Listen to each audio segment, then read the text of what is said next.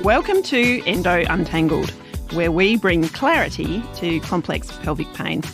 I'm Dr. Alecia Macrow, a GP with a special interest in endometriosis and pelvic pain, and I'm joined, as always, by Cherie, accredited exercise physiologist and our resident big picture thinker on all things movement, wellbeing and whole person care. Now, today we're talking about ultrasound.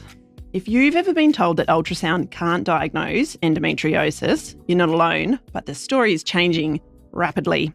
Today we're talking with someone who's helping to change that story from the inside. Our guest today is Ali Deslandes, a specialist obstetric and gynecological sonographer based in Adelaide.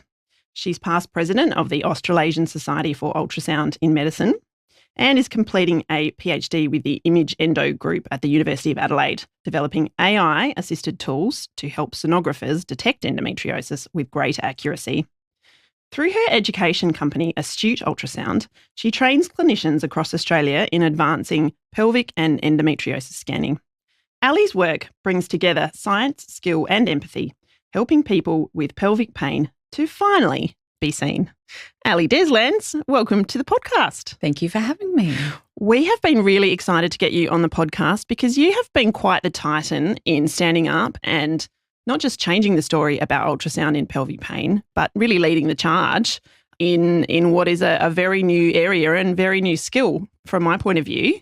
Yeah. Before we get into hearing all about your work, I'd love to hear a little bit to start with about what got you into this very, very interesting field. So I'm a clinical sonographer by background. So when I first trained as a sonographer probably 16 or 17 years ago now, I was what we call a general sonographer. So I scanned every part of the body from head to toe and worked in a sort of radiology type setting. And then a few years into my clinical work, I got a lot of interest in obstetrics and gynecology. And at that point, I was quite young. It was more about the cuteness of the babies that interested me.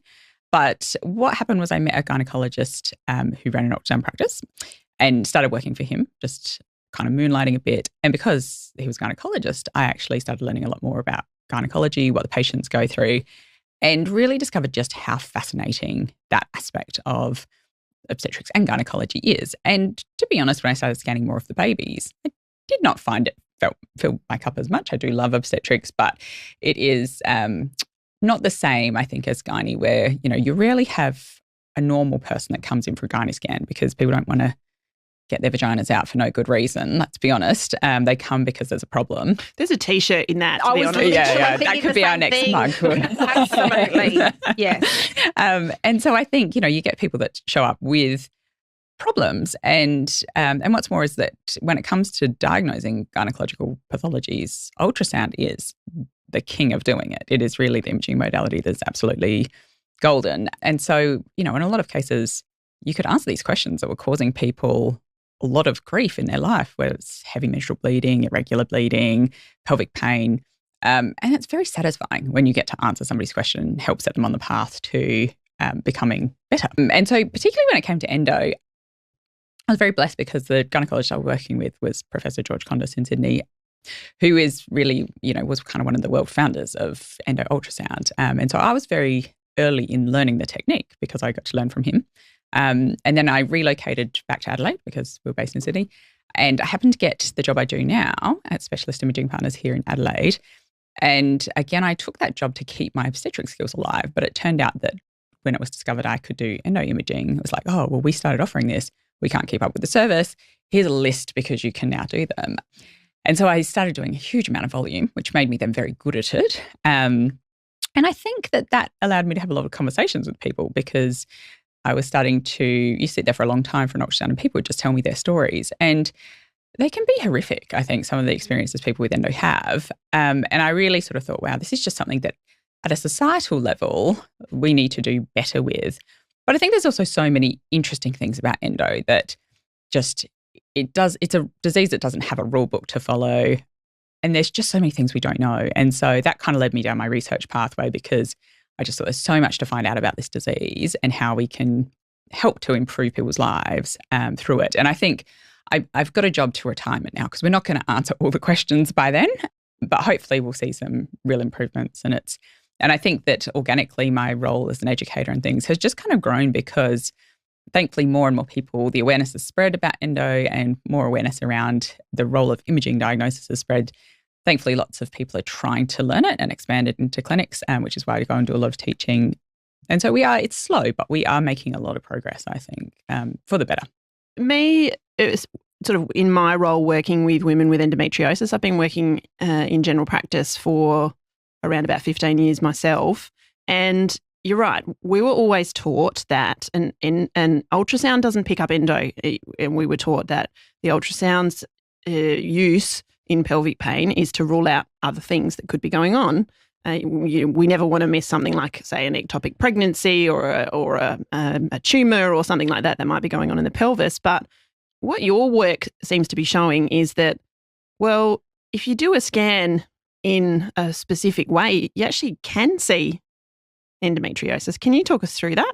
Yeah. So again, back when I trained in ultrasound, if we did a pelvic ultrasound, you looked at the uterus and the ovaries and you stopped, and that's it.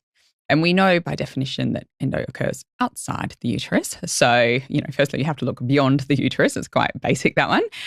Endo can occur on the ovary. So we sometimes would see endometriomas. So that was kind of the extent of my teaching early on, was that you'll see endo if somebody has an endometrioma, but otherwise you won't see anything. And so that's what we were all taught. And then what we started to learn, so from about early part of the 2000s, this millennia, groups started publishing on the idea of using ultrasound to detect deep endometriosis. And what they were largely doing was they were putting the transvaginal probe into the posterior fornix of the vagina. So normally we would scan from the anterior fornix of the vagina. So they put it into the posterior fornix. You sort of move the uterus out the way that way.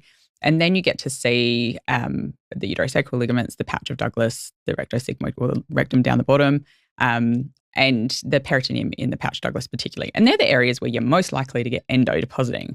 So it was really from that slight change of technique and then starting to understand what the endo deposits looked like, we were starting to be able to pick up endo. And so that's kind of how we've evolved from there. So just before we get too far down there, I think there'll be some doctors and clinicians listening who are along with you on that conversation, but there might be others who are kind of got lost when you said, yes, we can. So let's go back and talk a little bit about some anatomy if we can. That might be a good opportunity. What we've done is we've popped a little picture up. So if you're able to watch this on video, please do. Otherwise, you'll need a good imagination. We've got a pelvis cut in half. So that is a sagittal picture. I'm not as good at using those words anymore, but that's how Ali thinks now. And so we've got the vagina in the middle. At the top of the vagina is the cervix. Behind that is the bowel. In front of that is the bladder. And from my point of view as a GP, when I look inside someone's vagina with a speculum, I get their cervix coming up in front of me, which I always explain, it looks a bit like the end of a penis, to be honest. It's a big bobbly round thing. And the area behind, down the bottom underneath the cervix, is the posterior fornix. And the area on top of is the anterior fornix, kind of like if you're standing up straight, that little gap is at the front of your body and the back gap where you put your probe is at the back of the body. It is really important for patients to understand that it is a transvaginal scan. Yes. And you mentioned that a lot of people come not actually recognising that that's actually what's going to happen. Yes. And I think that sort of ties in with some of the slow uptake, because you can also do a pelvic ultrasound with what we call a transabdominal approach. So you fill your bladder up to use the bladder as the window into seeing, and then you put a probe over the tummy like somebody's having a baby. But to do that, you're going through a lot of tissue. So you don't get very high resolution. Whereas when you do imaging of anything, ideally you want to be as close to the structure as you can. So if you do a transvaginal scan and put the probe into the anterior vaginal fornix, you see the uterus really nicely. If it's an anteverted uterus, you'll see the ovaries often quite well. You can push out to the side from there. But then when you put the probe into the posterior fornix, you'll be right up against those areas where endo is going to grow. So they're right in front of you, and you'll be able to use a very high frequency, get a very high resolution image and see tiny changes. So I'm now at the point where I see superficial endo that's 0.5 millimetre in size, which is kind of absurd, really. You're going to struggle to see that with your naked eye. But it's like a pimple. It is, yeah, absolutely. But that's kind of what we can do with good technique, though, and that's what we need. So the first step is making sure people are aware that it needs to be done with a transvaginal scan. And then what's more is we need to do that extended technique where we go behind the uterus as well. Not all scans are equal. No, definitely not. And I think, it's perfectly reasonable for somebody to say, I'm not comfortable with vaginal imaging. I think for some people, it takes time to be comfortable with that. And for some people with pelvic pain, having things put into the vagina is sometimes not even possible because of pain and discomfort. So there are other options. There's always a plan B, I say to people, if that's not right for them. But I think it's important that people also know that the options are there, because sometimes people just get sent for a scan and people somewhat paternalistically make a choice to say, oh, no, you shouldn't have that done, or you can't have that done for whatever reason. And I think, well, if you're a consenting adult, you can have whatever you like done, as long as you're informed about it and you're comfortable with it yourself. Good tip for clinicians listening, to make sure that we remember to have that conversation with our patients when we're ordering a scan and say, hey, look, this is likely to be what will happen when you have a scan. And I've been debating whether or not I was going to say this while you were talking about that, but it did remind me of a very vivid memory I have from many years ago. I had endometriosis myself, and I had quote unquote unexplained infertility for a long time, and ended up doing IVF. And I will never forget, as a young lady in my 20s going in for a scan associated with IVF, and the gynecologist who was doing the scan he just literally said to me, he was a chap from Eastern Europe, and he said, oh, it's just a small probe, and he just pulled out this thing, which was like an enormous big wooden spoon, which was about 30 centimetres long or something, and I was like not expecting that. Horrendous. Yes. Yeah, they look horrible. And the first thing I tell patients, if they haven't had one before, is please ignore what that camera looks like, because it's going to go literally a couple of centimetres into you. The rest of it is my handle, but it looks horrible. Yes. So that is a good thing to know about beforehand. But if you are going to a specialist women's imaging place, you should be able to expect that there's going to be very trauma-informed, very, very good consent process, very good explaining process, so that you're not going to have the enormous shock that I did all those years ago.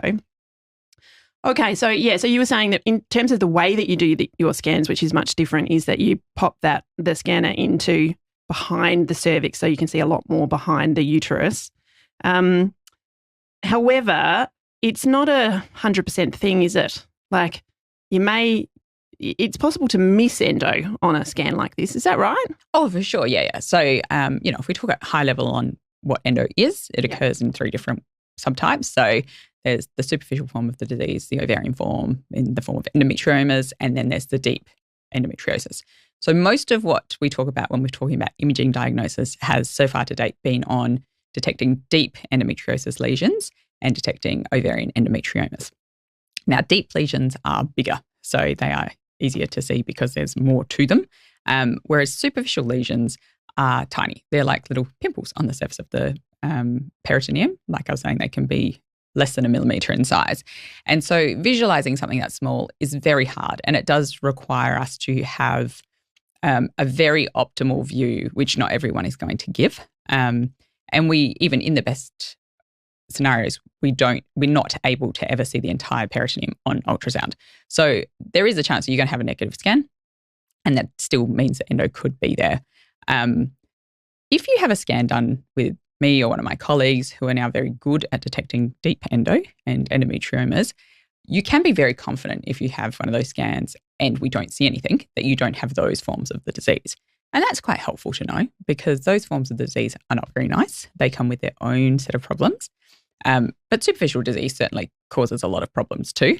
Just because it's small doesn't mean it's not significant. I think some of the pain symptoms particularly can probably be the worst with the smallest lesions.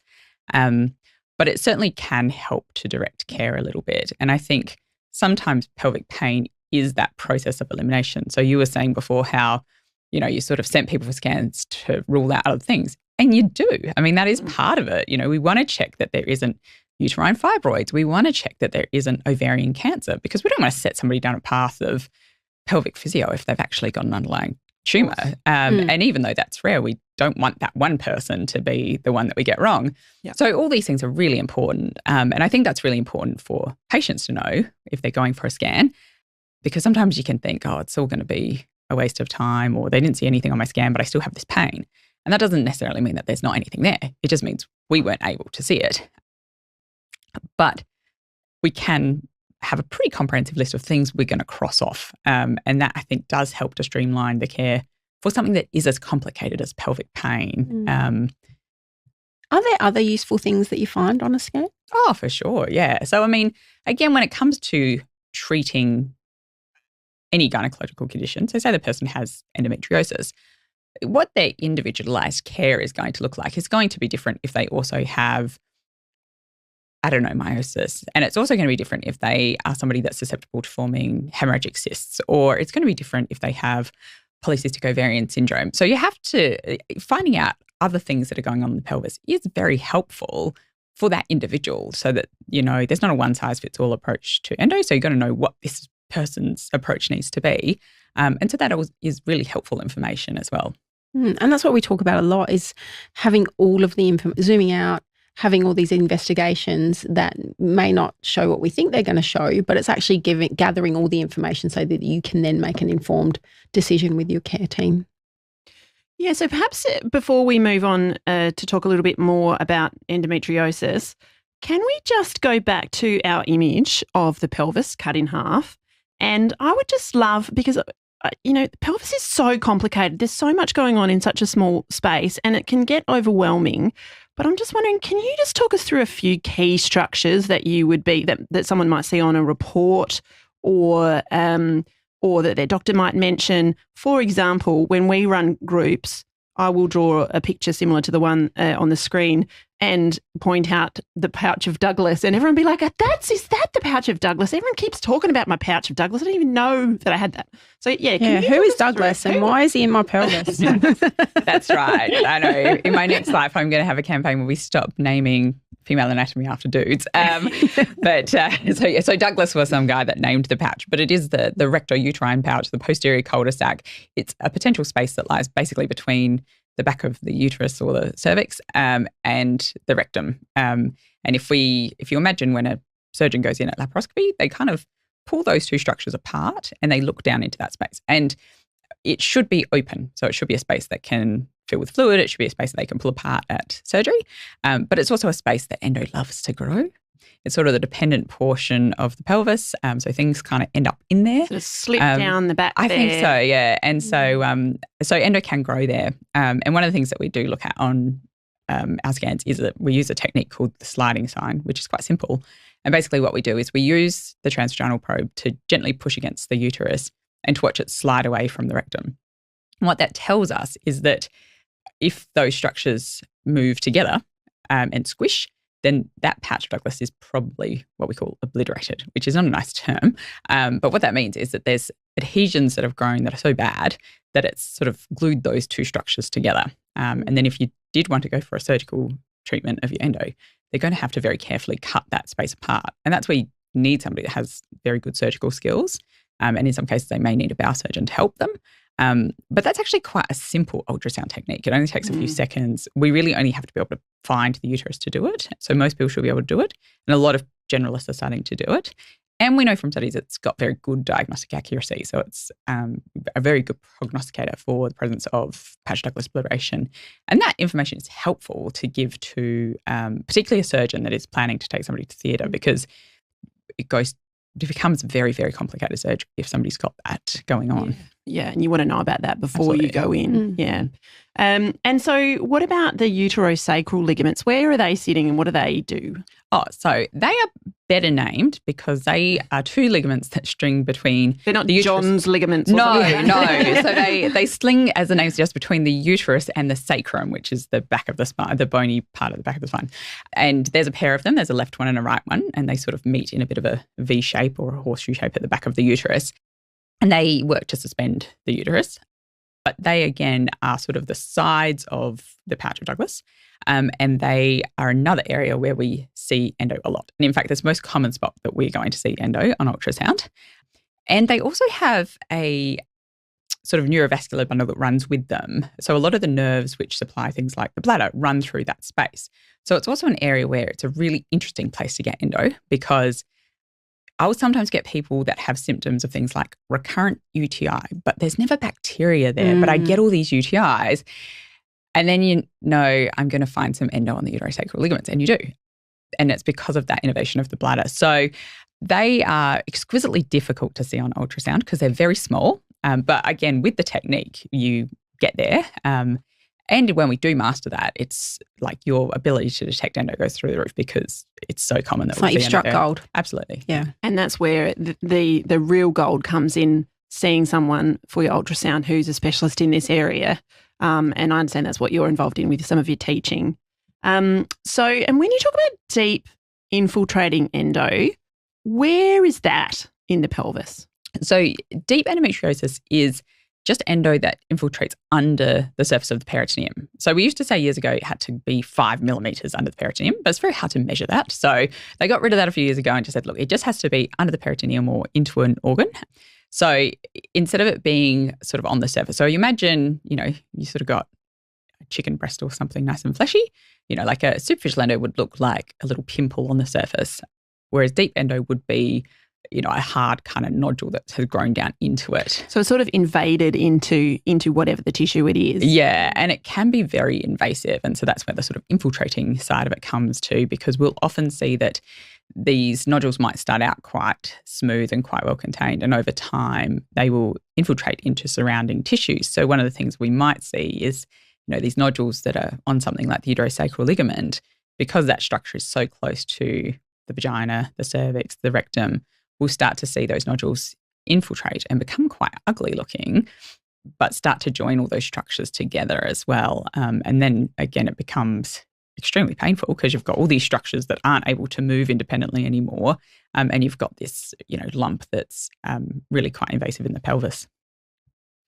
So in my mind, I'm thinking that sometimes we have this global understanding of finding endometriosis, and that's, what people kind of want, not want, but it might help make sense of what's going on. But as you're talking, I'm just thinking it's not just endometriosis as a whole, but it's like, what sort of endometriosis? Where is it? How big is it? Is it superficial? Is it deep? And where it's located is so, it kind of helps you make sense because it's matching up potentially what your symptoms, what you're experiencing. It sounds so important that you've had this experience and developed these techniques, and you sharing them with other technicians so important. And I can imagine that must be such a rewarding part of your work to have this training. And what's the reception of the people that you're training? Like, how have they responded to the education? Oh, it's really positive, which is very good. And I mean, I'll preface that by saying the people that approach me to get trained are the ones that are interested in doing it. So that's not necessarily everyone. Some people don't like change, but I'll work on them eventually.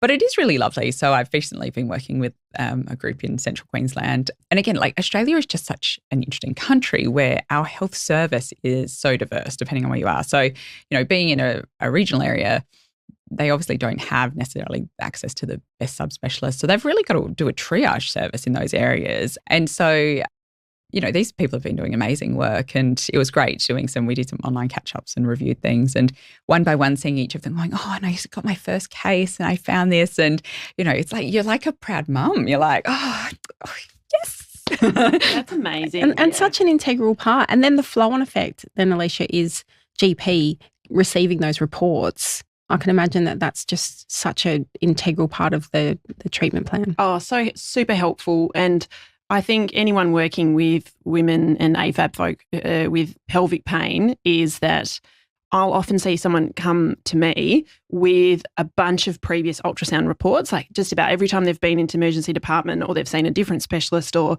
they've seen a different GP, they've got one of these old-fashioned ultrasound reports, which to me says, this lady has a vagina and a uterus and 2 ovaries, and that's about all that it says. And that is not very helpful information to a degree. Like, great, yes, there's no tumour, there's no ectopic pregnancy, but it's excluding, but not informative. And there's not a lot of additional information that's being gained for a lot of time and energy and resources that are going into it. Whereas now, I will often see someone for the first time, and even if they've had a whole bunch of those ultrasounds, I'll explain to them some of the things we've talked about today and say, hey, it probably is worth just getting perhaps one more good scan. So we've got some information and then we can move on. Then we can get on to managing. Just while we're talking about the actual scanning process though, I'm interested in a couple of things that I'm just interested in your thoughts. So we've just recently been talking about bowels and pain in pelvic pain. Do you look much at what's going on in the bowels, like how much is loaded, how full is the rectum, We've just been talking to Dr. Chris Gillespie about some of the bowel issues. Is that something you're looking at as well? Not really. So should you be? That is a good question. And I think that we keep on evolving what we're doing. So, I mean, I was talking before about looking at superficial endometriosis, and that was not a thing that we did 5 years ago. That was, nobody kind of tried to do it. And, then you start trying to do it and you're like, wow, look at what we can do. And so we do look at the bowel, obviously, for the presence of deep endometriosis in the bowel. We look at the bowel for the presence of adhesions on the surface. And you can use ultrasound to look at inflammatory conditions of the bowel as well. So we'll see things sometimes incidentally like diverticulitis and things like that. Tends to be a different category of pelvic pain people. But you do notice things like this person has a lot of loading. And so sometimes you will ask them things like, how are your bowels? Do you get constipated? That sort of thing. It might not be the whole story. And obviously a lot of people that have gone through a lot of chronic pelvic pain probably don't want you to turn around and go, you've got constipation, because that's probably something that's happened before to them, and they'll, not necessarily like that. But you do see it as part of the whole picture. And I think sometimes when you can kind of, see things and correlate things in real life, it does paint a slightly different picture. But I think, to your point, it might be something that we start to do more of in the future as we expand the concept of not just imaging for a disease, but imaging for a syndrome, I suppose, for lack of a better term, which is pelvic pain. Understanding the syndrome. Because the other thing I was interested in asking, and this may not be something you're doing yet, but the physios use ultrasound sometimes to see what are the pelvic muscles doing. Are they sitting high? Are they able to come down and relax? Are they really low tone? Those sorts of things. Is that something that you ever look at when you're doing your diagnostic scans? I do, to an extent. It's not something that's sort of within our, realm commonplace.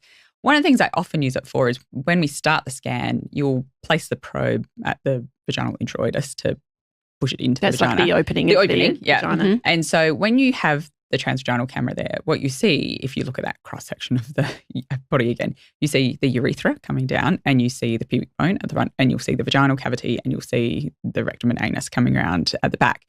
And what you see just behind the rectum, or the anorectal flexion, is you see the puborectalis muscle. We know about puborectalis. That's in our last. So everyone who's been listening is like, yep, puborectalis. Yeah, that is also a T-shirt. That's right. Puborectalis. Yeah. No, sorry, continue. And so that, that muscle group, the levator ani muscles, they form a, kind of ring around the outlet there. And their job kind of is to keep things in because, and we often look at it with ultrasound in the context of pelvic organ prolapse. So theirs is getting very big. And often, those muscles have avulsed and things during childbirth. Oh, so someone with prolapse is going to have a floppy. They have floppy puborectalis. Yeah. So when we put that probe on, that sort of gap between the pubic bone and the puborectalis muscle in people with prolapse or, poor tone, it's going to be very large. The opposite is true for people with pelvic pain, though, where they're often hypertonic. And so that means really tight, really contracted. We'll see that gap is very small. Yeah. And so I think as I've become more switched on to my patient, this certainly isn't something I was doing, 5 years ago.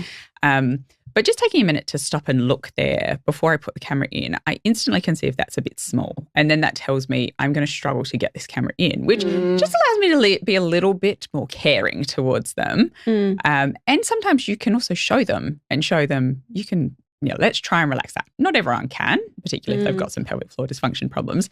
But that I find can be quite helpful. It's not something that we're doing a lot, though, where we can feed back that information. So, again, this is why we need to work together, because is that useful for you as a GP to get that information that maybe they've actually got a tight levator? And that's something you can work on. But for me, I just find it quite helpful in the context of the person's in front of me. Yeah.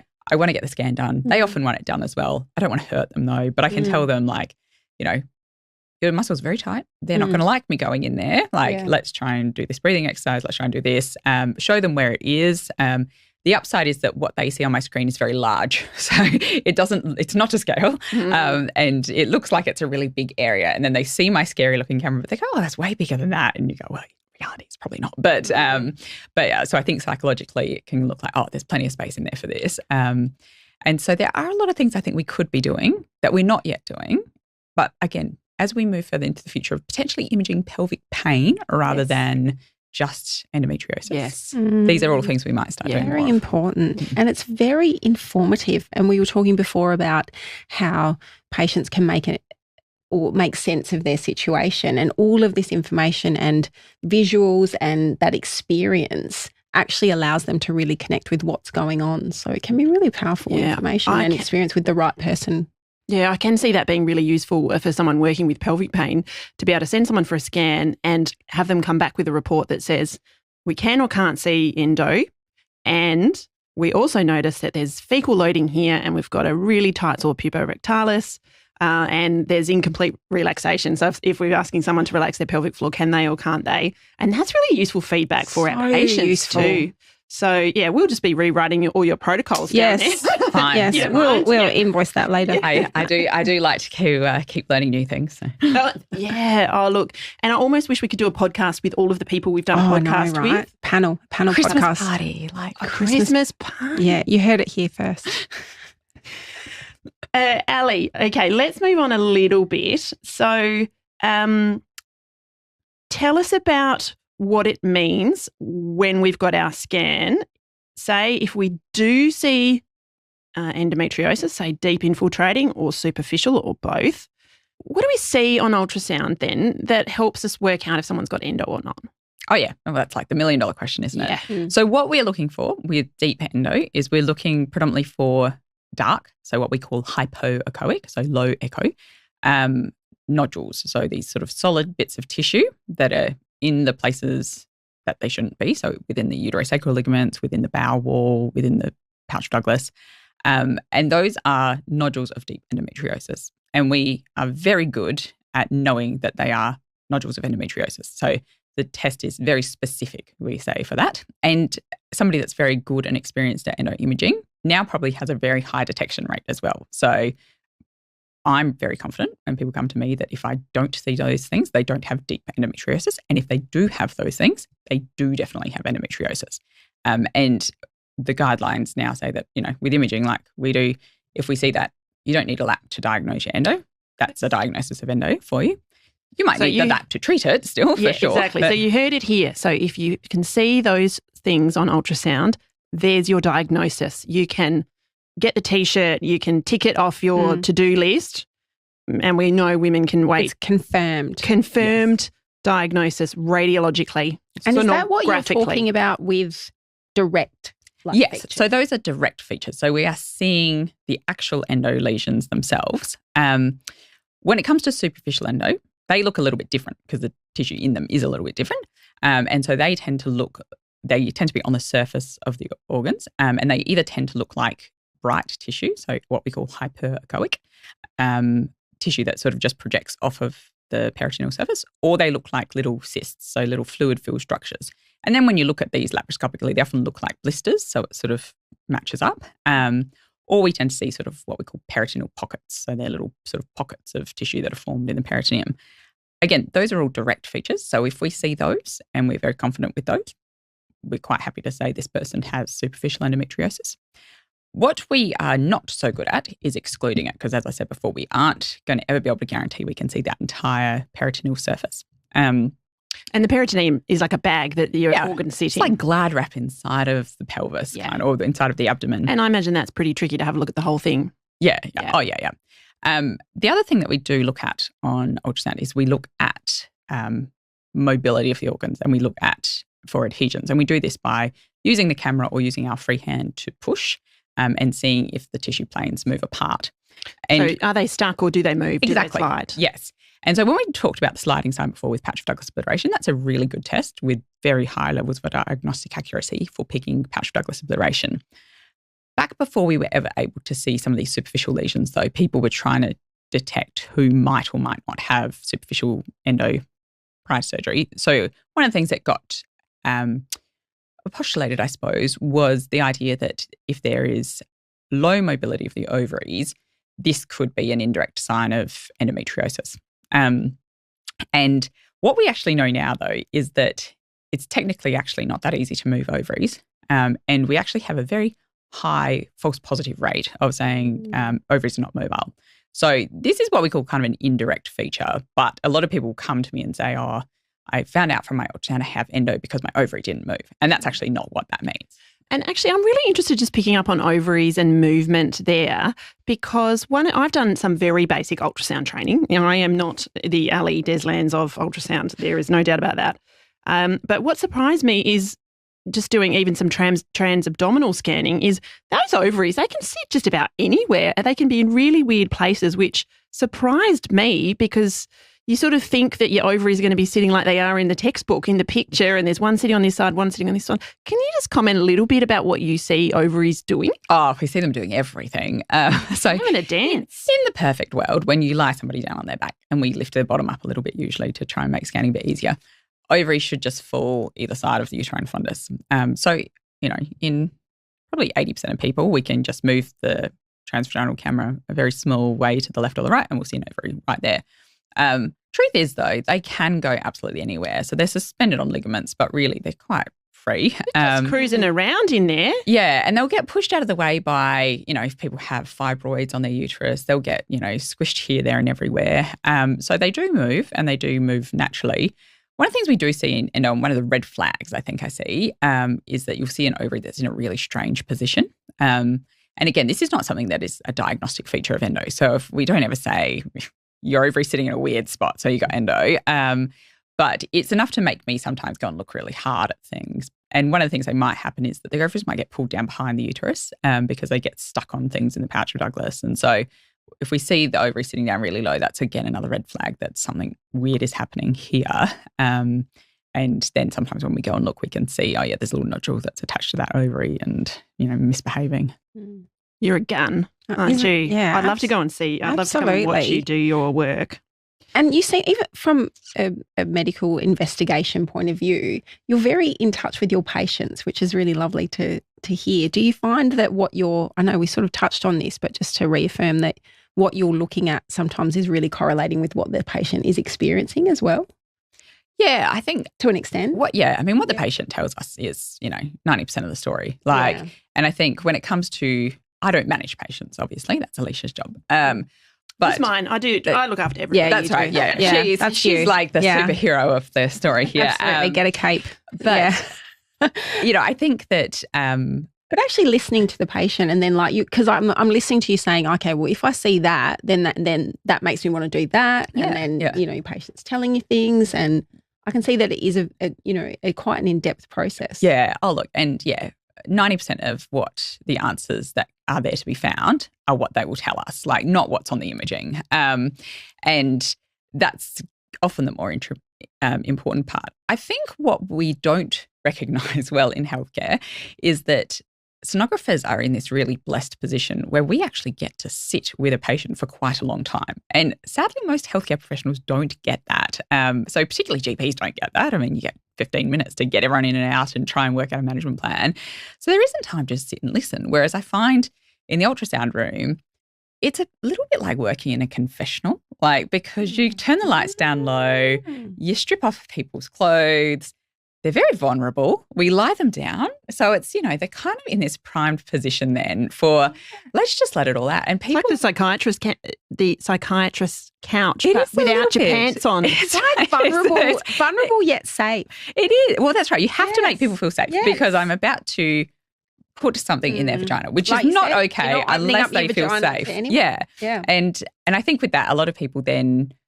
with the luxury of having a bit of time, because these scans take a long time, is that people will tell you things. One of my questions actually, as you've been talking, I'm like, there's a lot involved here. How long does a scan take? Oh, that's a good question. So it depends, again, how complex people's anatomy is. So some people do have very well-behaved anatomy that is just like the books, and you can scan it relatively quickly. And if they don't have a lot of pathology to have a look at, then everything can be over, in 10 or 15 minutes sometimes.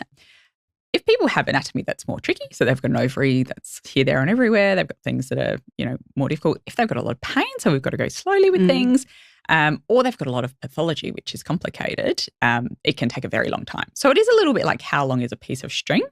Generally, we would allocate about 30 minutes to do these scans because we want to spend time talking to people, and if they've got questions, we want them to have time to answer them. But sometimes it'll be a bit quicker than that, and sometimes it'll be a lot longer than that.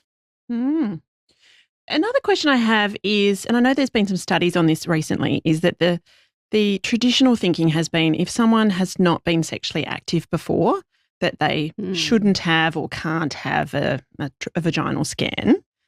Can you talk us through what the thinking is around that now?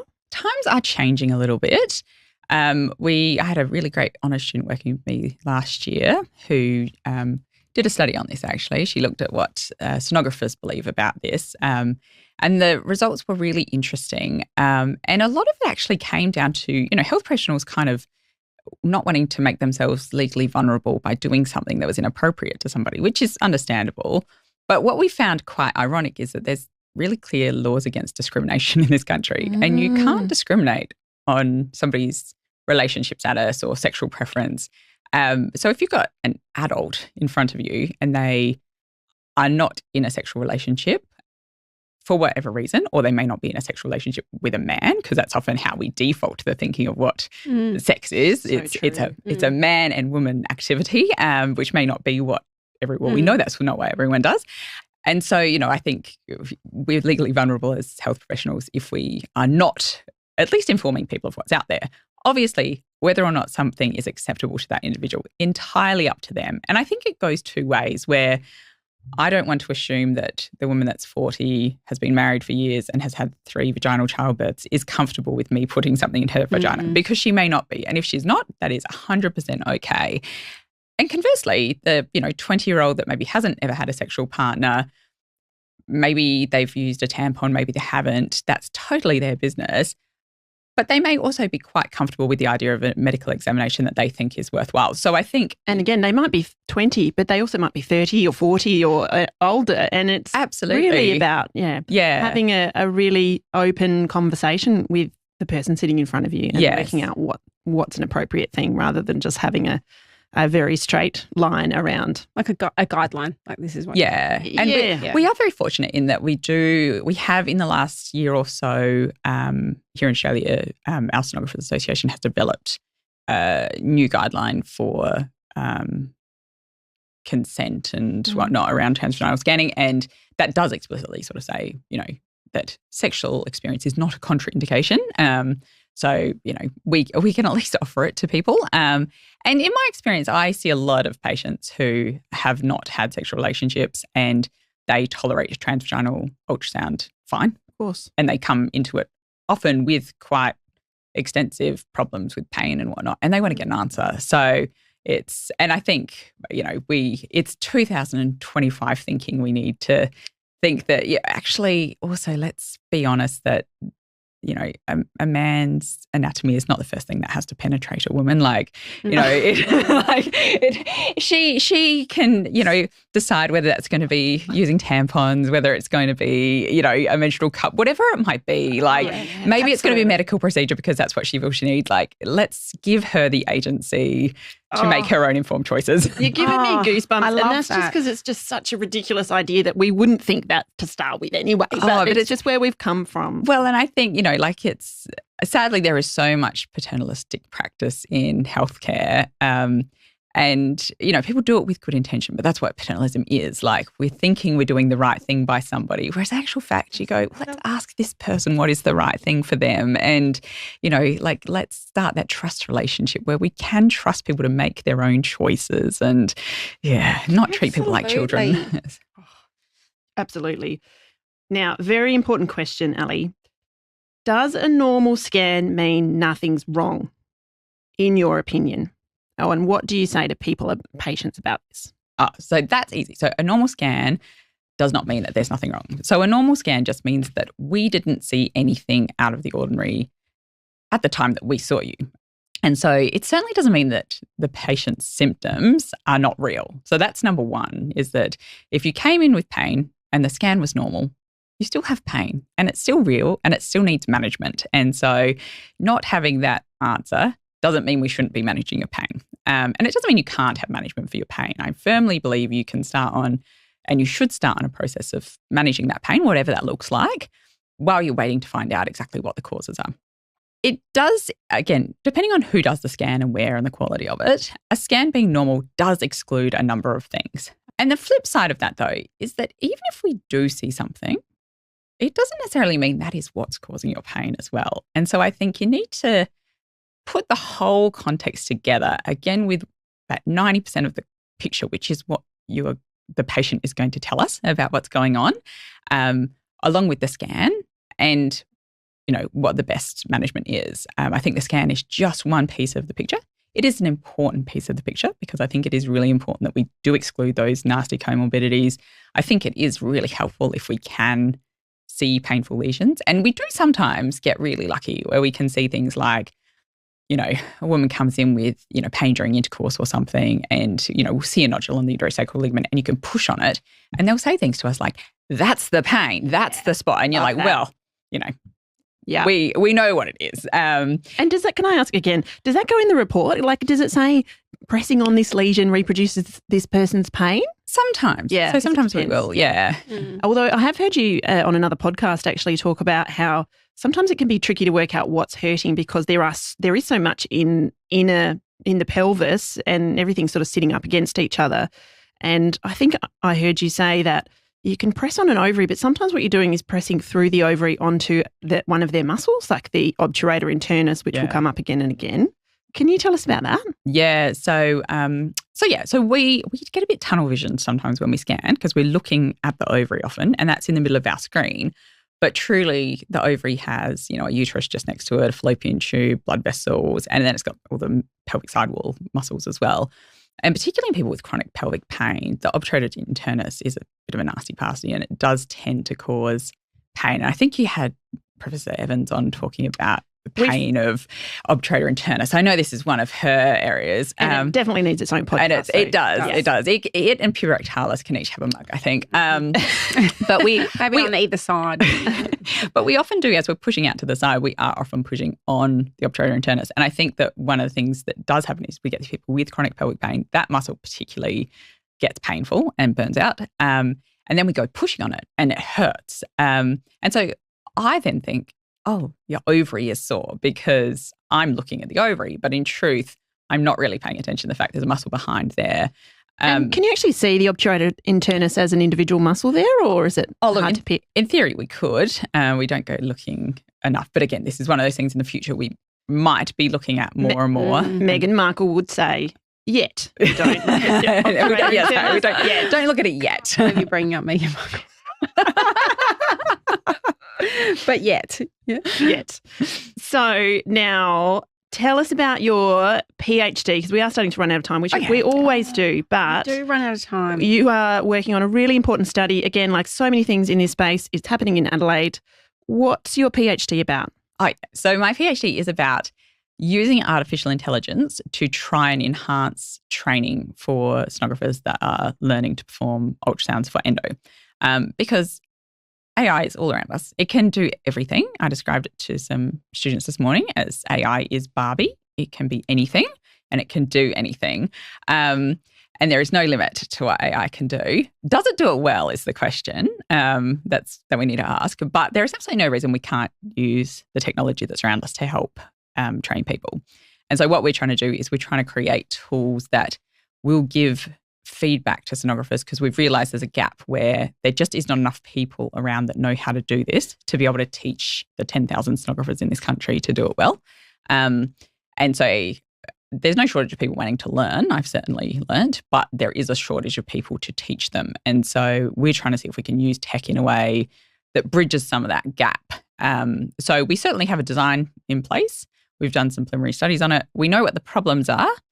Whether or not it will eventually work is the challenge. And the other thing when it comes to tech is that, you think of the apps you use on your phone and things, they have to be really easy to use and they have to be user-friendly. Yeah. And people will love to use them or they will ignore it. And so we have to also create something that is actually user-friendly and can integrate into a workflow. So what's the AI actually doing? Like, is it able to sort of pick up where the lesions might be on a person's scan and say, hey, did you notice that? Or is that what it's about? Or So for the tool that I'm making, which is a branch of the Image Endo project, but it's different to the diagnostic tool. So Image Endo is making diagnostic tools that can look at an ultrasound or an MRI and pick whether that person's got endo on those scans. And what my tool is doing is a couple of different types of algorithms. So one thing it's doing, it's doing this technique called segmentation, where it takes an image and it looks at it and it can pick that's the ovary, that's the uterus, that's the ligament. And so it can highlight those individual structures. So somebody that's learning can then go, oh, okay, well, yeah, that's where the ligament is, that's this, that's that. Another thing is it's going to also have some of that lesion detection stuff. So if people are like, well, what does endo look like? We can show them, or, come up in this color or whatever. And then also try and feed back a little bit of, okay, well, yeah, you're in the right spot, but, your quality's kind of lower. Let's improve the quality. So in the same way that a human teacher teaches, we're trying to get some of this stuff happening through an app that people can use in their clinic. It's a big job. It's a pretty big job. Yeah, it's very cool. Like I have to say, it's pretty cool. My kids think it's very cool that I'm building an app. So, that's enough for me. But it is a big tool. And whether or not it will work is the difficulty. It's not that hard to make an AI algorithm. I say that as somebody that can't code, but I work with some really clever people that are amazing. But getting ones that work and then getting them to deploy as well. So actually being able to be on a tablet or something and function in a way that the user can use it really easily, that's also very difficult. So there's a lot of work and a lot of things that could go wrong. And then obviously there's all the practical stuff like actually getting regulation on these sorts of things in clinical use and whatnot. So it's a big, big job. But I think, the only people that change the world are those that are crazy, and we think we can. So you go, sister. What was Susan's thing? Be bold. Am I brave enough? Am I brave enough? Yes. And it sounds like you are, Ali, which is fantastic. Yeah, you are. And I did meet you, one of the times I've met you was at the World Endometriosis Congress in Sydney earlier this year, and you were dressed in this very sharp pink suit, and you said everybody thought you were Barbie, and then here you are. Barbie can do anything. And they do call me Research Barbie in the research group. I don't know, maybe it's my pink suit. Who can do anything? Absolutely. So as we come to a close, Ali, are there any myths that you would like to put to bed about ultrasound and endo? So I think number one is that ultrasound cannot diagnose endometriosis. If I had $1 for every time I've heard that one from someone somewhere, I would be retired now, okay? So that one is definitely number one. So that's a myth. That's a myth. Yeah. Yep, myth busted. I think the next myth, we've already said it, but I just want to say it again, is that a normal scan does not mean there's nothing wrong. And, if somebody is listening that has pelvic pain or infertility or any of these things that endo can do and you don't have your answer, it's not that it's not there. It's not that you're making things up. It's just that we haven't been able to see what it is. And that doesn't mean that your experience isn't valid. It doesn't mean that you don't deserve help. And it doesn't mean you can't try and access help. Yep. Oh, I think my third one would also be that you have to get a diagnosis so that you can start management. And I think that we can certainly be trying to support people with a management of their symptoms while we do diagnostic investigations. I certainly think it's important to have diagnostic investigations. Like we said, you just want to cross off that rare chance somebody has an ovarian cancer or other things. It is really nice if you can get an answer for what's going on. But I certainly don't think it should delay people's care, and particularly if they're having debilitating pain symptoms, we really should be working on getting on top of that as quickly as possible while we try and investigate all the things that are going on. Absolutely. Speaking my language, pelvic pain is valid with or without endometriosis, and often the drivers are the same around the pelvic floor and the bowels and the nervous system and everything else. And if there's no endo, whether or not it's a scan or laparoscopy, your pain is valid and it is treatable often with similar techniques than what we do with endometriosis. So find someone who can help you with that and get some help. Ali, last question from me. What gives you hope about where your field is heading? Oh, look, I mean, as I said, I've been in ultrasound now for about 17 years. And I think back when I started, gynecology was like the, daggy, no one cares about it. Like, I feel sad for gynecology back then. I know. Gynae was like the nerd at school that had no friends. And it honestly has changed so much where I think, people are starting to see actually like how valuable their work is if they work in ultrasound diagnostics around gynecology. I think the patients demanding better has been a big part of our change, and it's actually starting to get the credit that it needs. And so there is now so many more people that are really interested in doing it. Their eyes have been open to how complicated it is. I think it was always pegged as sort of part of our bread and butter because we do so much of it. But in truth, like just because we do a lot of it, like it doesn't actually mean it's easy. It's probably one of the harder things we do with ultrasound. And I think people are starting to realise now, thanks to patients being very loud as well, that, you know, if we do things well in this space, we can really change lives in a really positive way, which, you know, is just so lovely as a clinician. Like you want to, you know, it fills your cup when you know that your patients have benefited from what you've done. So there is a big shift happening, I think, where, you know, more and more people are becoming interested in, you know, trying to help people with these sort of, you know, gynecological or traditional women's health type conditions, which is really, really good. Well, Ali Deslandes, thank you so much for coming on the podcast. You are a sonographer, research Barbie. All the best with your PhD, and we can't wait to see you around the traps. Thank you. Thanks, Ali.